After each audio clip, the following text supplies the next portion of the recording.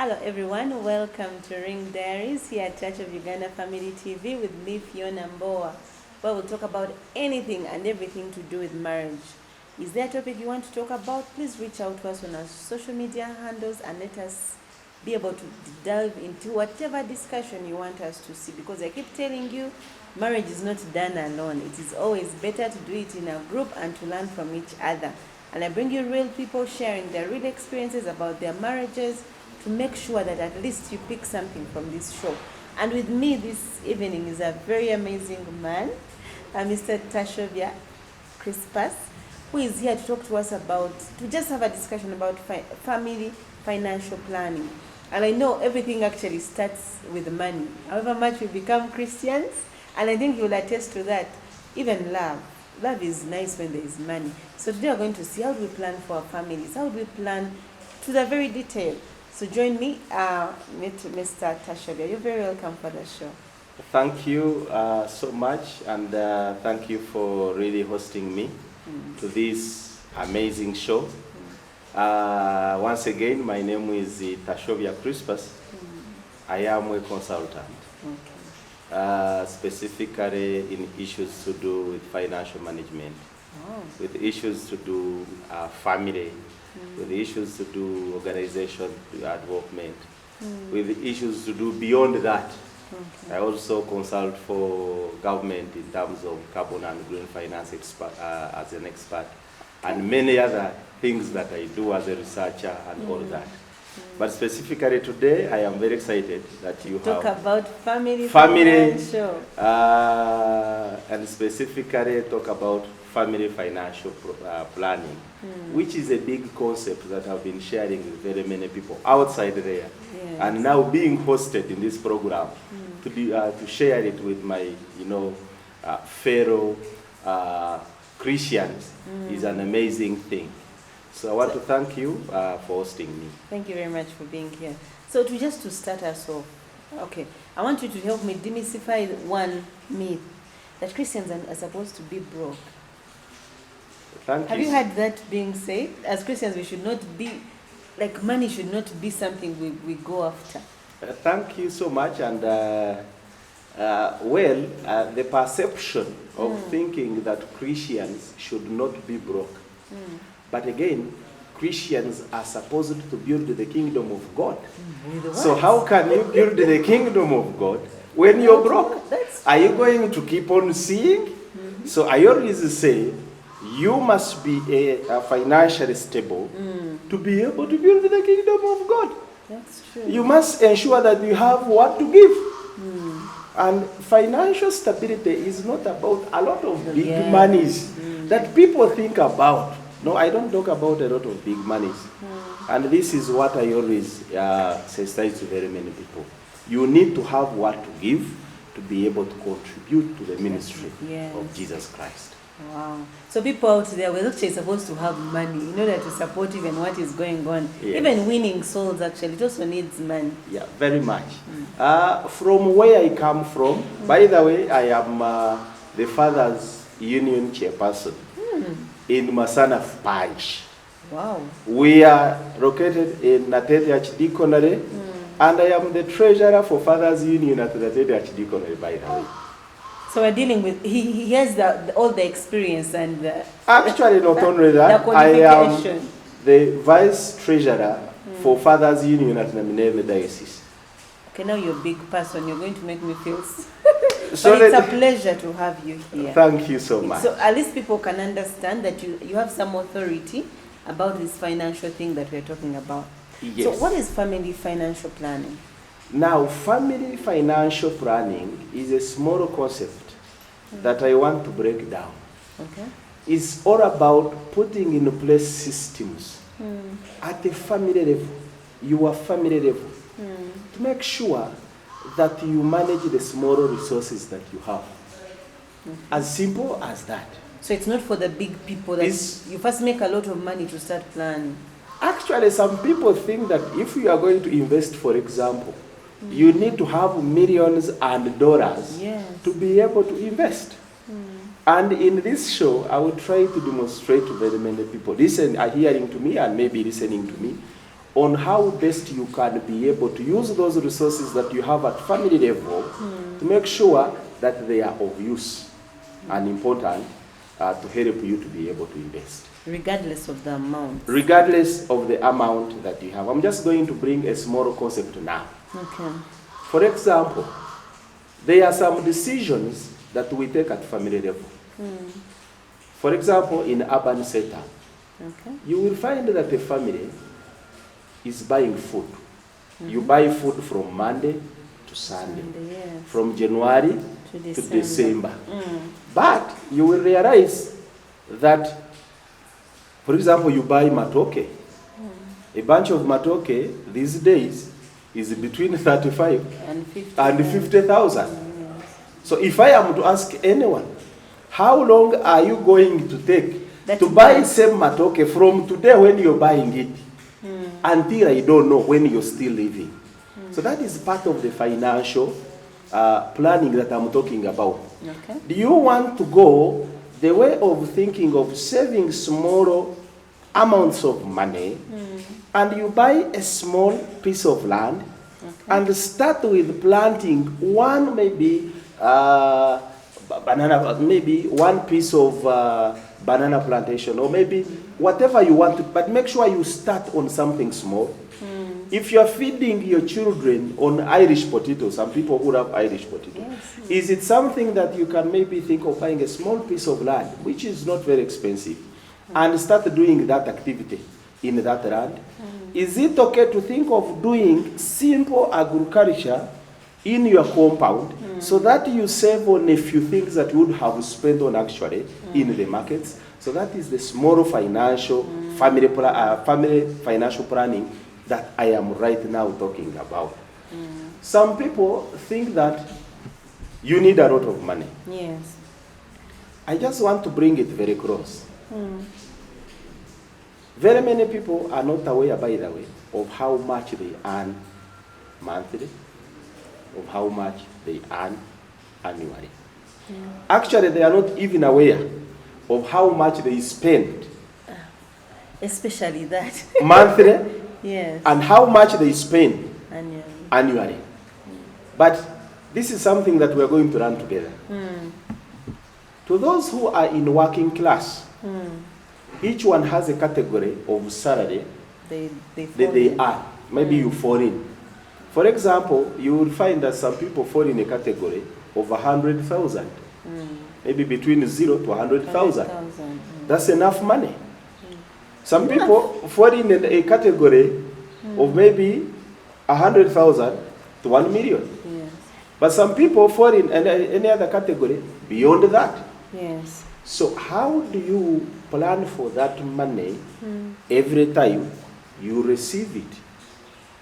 Okay, if the year is beginning, do you take time off To plan. to compute that money and know how much you will receive in that year? It means if you are receiving 100,000 Every month. every month, your income in that year Is 1.2. most likely will not exceed 1 million, or maybe 1.2. 1.2, yes. So if your income is not going to exceed 1.2 million, that means if you're planning an investment, you must be wise. Because we have a rule that we follow when we are going to invest. 50, 30, 20 rule. And this is how you spend. The 50% is going to be spent on these things that are very much needed. That's food, shelter. Food, shelter, and all that. But also the 30, you need it, but it is not basic. Okay. Maybe you want to move around, You want a nice go car. out. It's part of spending. Yes. Because as a family, you want to take your spouse out. On a date, yes, and it's important. It's very important. So that means you must spend that money. But we have the 20, which is the balance of the 1.2. Now for me, that is what I am talking about. What are you using with the 1.2? So that means you must plan at the beginning of the year. If you are earning $1 million and that is your cap, you know, in this year, the amount that I'm going to receive is 1 million. That means you can only save 20% of 1 million. 1 million. And the 20% is how much? 200. Only 200,000. So how do you plan to only use the 200,000, not for using in these other things, but saving it?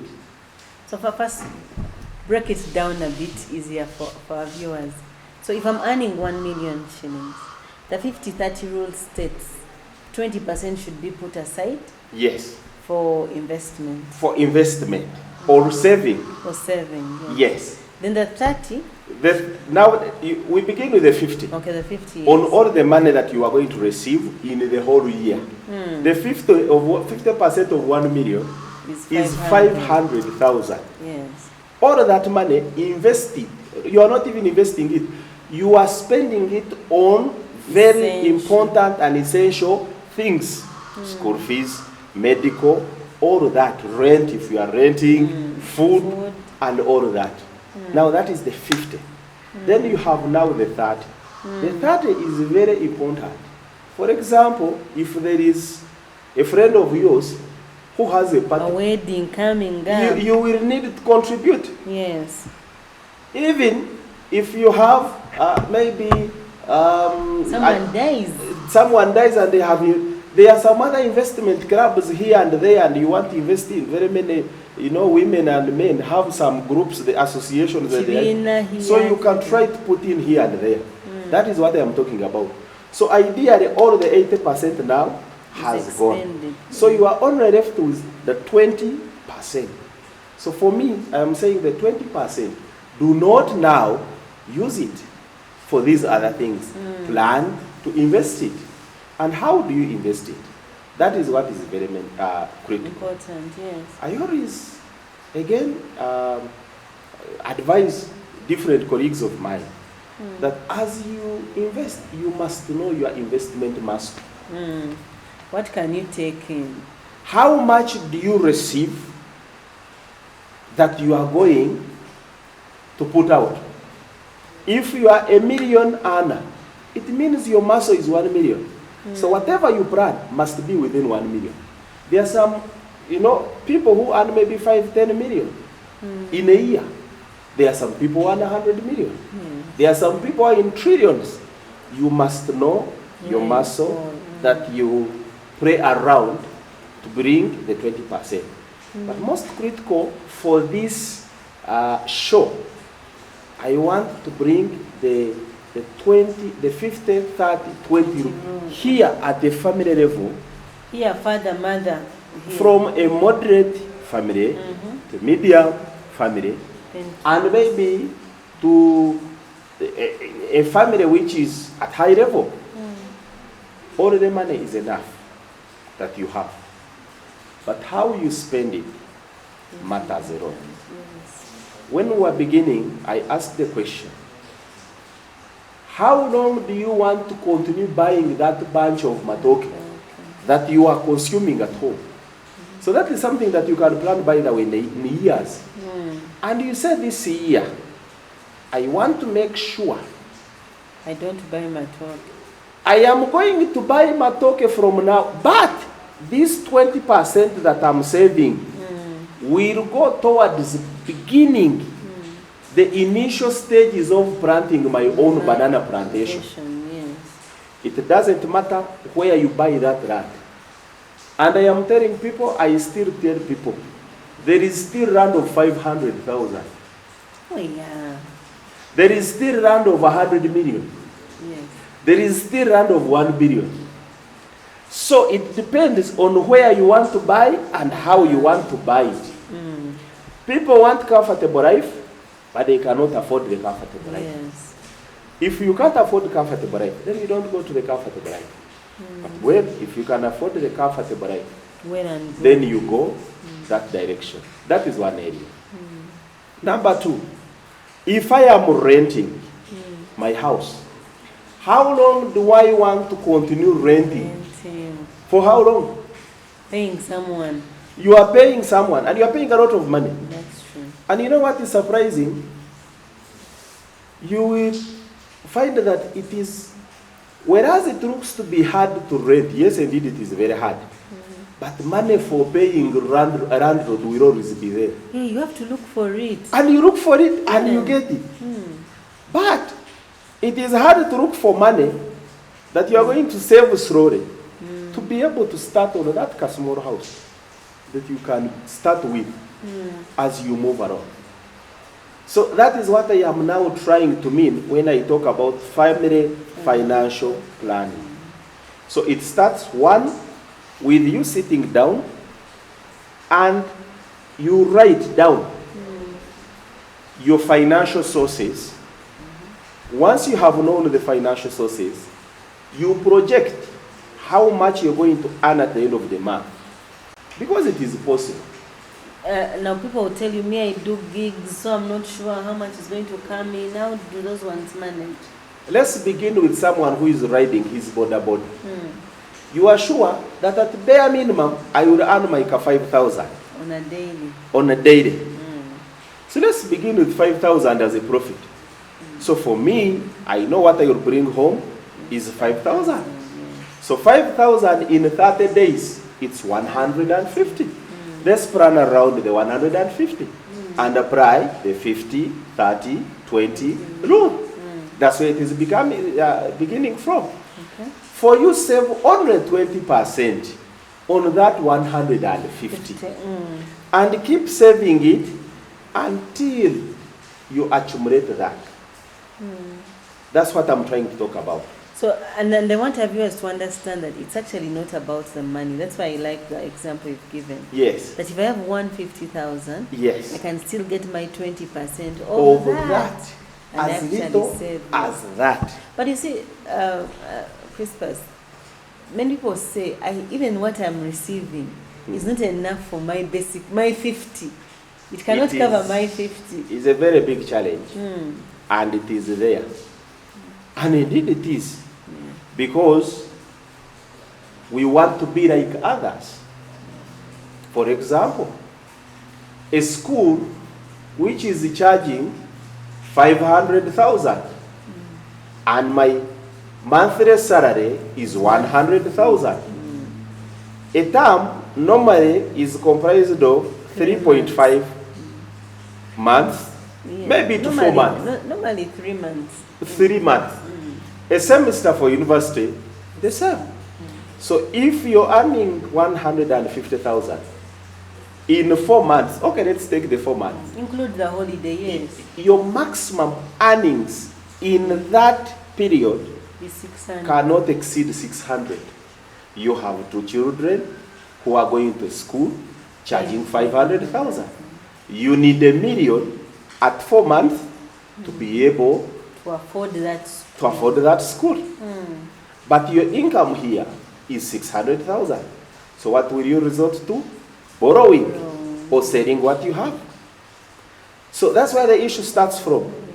So you start borrowing because you have not projected this. And because, yes, we know you want your children, for example, to get you want the best for them. The best school and the best quality education. Be like others. But you are not others at the moment. It is you and you. So at family level, that is where you're supposed to look at all of these things. And you say, this is my income. This is what I can spend. So if we applied the 50, 30, 20 rule in the 600,000 that I have mentioned above, you will realize that if you are to take your child to school, you are not supposed to exceed 150 per term. So you must look for a school that charges 150 here, 150 here. So at least you know, for this one I can try to bridge the gap and manage it. So that you are not into the borrowing aspect. Yes. That is where the issue starts coming from. That you are getting challenges because you're dealing with a backlog even before you start. Actually, this is what is happening in the financial aspect and in the financial era. Some people receive finances today, whether it is in terms of profit, whether it is in terms of salary, and it is spent in 1 day to 2 days. 1 day?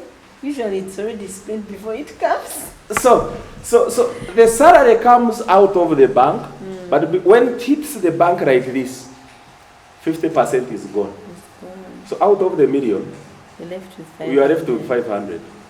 The shopkeeper is demanding 200,000. So you are going to pay for the debt that you took from. The shop. The school is demanding 500,000. But you don't even have enough left. So as you think of what is even going to be left, you even don't have food at home. You cannot even pay your car, for example. And you've not even paid the landlord at that moment. If you are renting, you cannot pay the landlord.